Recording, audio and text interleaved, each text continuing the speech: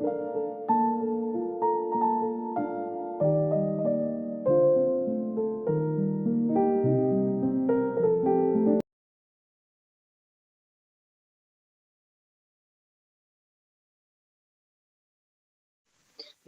বন্ধুরা, কেমন আছেন? আশা করি খুব ভালো আছেন। আমার ভিডিও দেখছেন এবং যে যে বিষয়গুলো বলছি সেগুলো আপনাদের জীবনে অ্যাপ্লাই করছেন।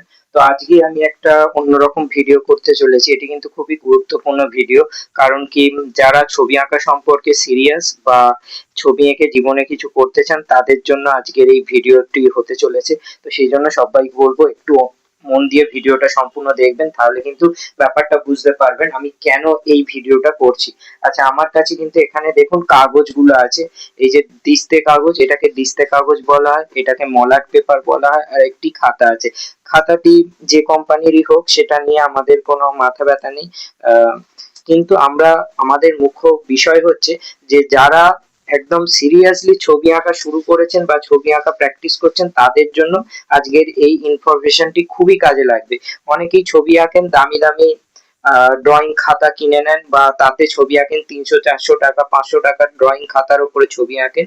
তাদেরকে আমি একটা কথা বলছি, যার যদি আপনারা খুব গুরুত্ব সহকারে ছবি আঁকতে শুরু করেন বা প্র্যাকটিসের পর্যায়ে থাকেন বা কোনো কিছুকে শেখার আগের পর্যায়ে থাকেন, কোনো আর্ট শেখার আগের পর্যায়ে থাকেন, তাহলে কিন্তু আমি বলবো যে এইসব খাতা বাদ দিয়ে দিন। খাতায় ছবি আঁকবেন না। খাতায় ছবি আঁকলে আপনার কিছু বাধ্যবাধকতা থাকে এবং হাতের চালানোতে অসুবিধা হয় খাতায় করলে।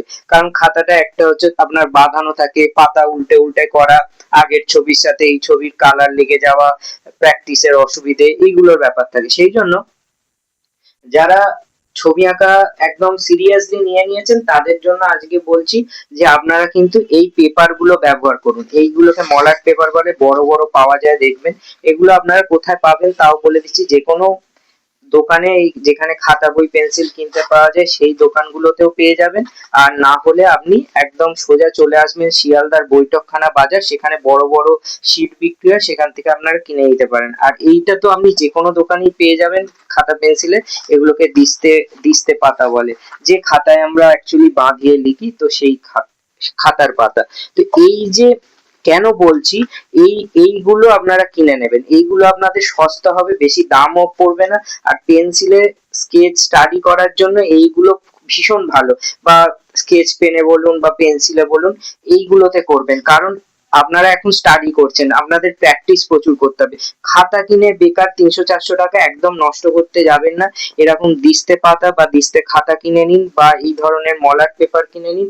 তার উপরে একদম নর্মাল পেন্সিল দিয়ে ভালো করে বড় বড় করে আঁকা প্র্যাকটিস করুন। তাহলে দেখবেন আপনাদের আঁকতেও সুবিধা হবে এবং আপনাদের হাতটা আস্তে আস্তে খুলে যাবে, ক্লিয়ার হয়ে যাবে।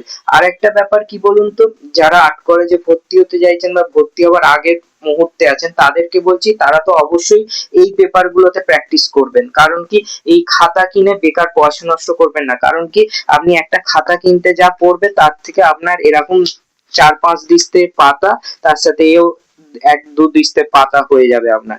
তো বেকার পয়সা নষ্ট করবেন না।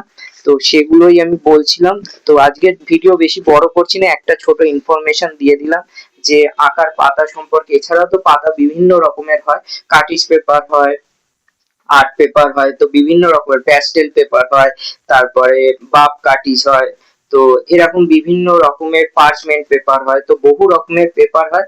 সাধারণত স্কেচ করার জন্য কিন্তু পেন্সিল স্টাডির জন্য এই পেপার গুলো খুব ভালো। শিয়ালদার বৈঠকখানায় গিয়ে আপনারা কিন্তু অবশ্যই নিতে পারেন। আপনারা দিস্তে দরে নিউজ প্রিন্ট পেপারও কিনে নিতে পারেন, একটু সবুজ সবুজ কালারের হয়, সেই পেপারেও আপনারা স্কেচ করতে পারেন।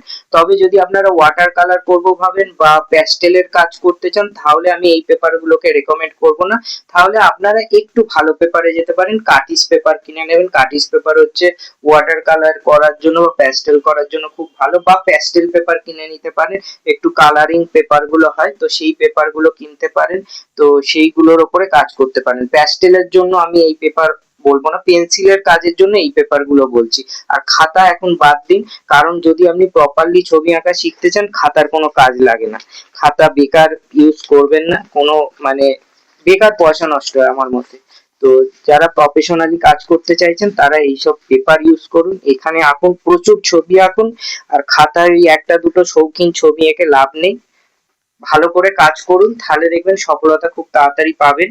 তো আজকে এইটুকুনি বললাম, পেপার সম্বন্ধে কিছু ইনফরমেশন আপনাদের দিয়ে দিলাম। খাতার থেকে পেপারে কাজ করাটা বেটার। আর যেহেতু খাতায় বাইন্ডিং থাকে, আপনার আঁকার সময় অনেক অসুবিধা হবে, একটা বাধ্যবাধকতা চলে আসে। আর একটা যখন আপনি পেপারে করছেন, আপনার হাত একদম পুরো ইচ্ছা অনুসারে আপনি পেপারে চালাতে পারবেন, তো সেই সুযোগ সুবিধা থাকে। তো সেই জন্য আমি সাজেস্ট করছি পেপারে কাজ করবেন, দেখবেন আপনাদের সুবিধা হবে। এটি করে দেখুন, আপনার হাতের আঁকার স্কিল কিন্তু খুব ভালো বেড়ে যাবে। চলুন, ভালো থাকবেন। আর যদি মনে করেন আমার কাছে শিখবেন, অবশ্যই আমার সাথে যোগাযোগ করে নিন। বহু মানুষ অলরেডি যুক্ত হয়েছেন, কাজ শিখছেন আমার কাছে ভারতবর্ষের বিভিন্ন প্রান্ত থেকে। তো যোগাযোগ করে নিন। অনলাইন অফলাইন দুই রকম ভাবেই ক্লাস করার সুযোগ সুবিধা আছে। চ্যানেলটি এতক্ষণ সময় নিয়ে দেখা ও শোনার জন্য আপনাদের সবাইকে আন্তরিকভাবে নমস্কার ও ধন্যবাদ জানাচ্ছি। যদি চ্যানেলটি ভালো লাগে, ভারতবর্ষের কোন প্রান্ত থেকে আমার ভিডিও দেখছেন তা অবশ্যই মন্তব্য করে জানাবেন। এছাড়া আমি অঙ্কন শিক্ষা করিয়ে থাকি ও নার্সারি টু ক্লাস 10 বিভিন্ন বিষয় শিক্ষকতা করে থাকি। যদি মনে করেন আমার কাছে শিক্ষা গ্রহণ করবেন, তাহলে আমার সাথে যোগাযোগ করে নিন। সমস্ত ফোন নাম্বার ডিটেলস দেয়া থাকে। সবাই ভালো থাকবেন, চ্যানেলটি সাপোর্ট করুন, দেখতে থাকুন। নমস্কার।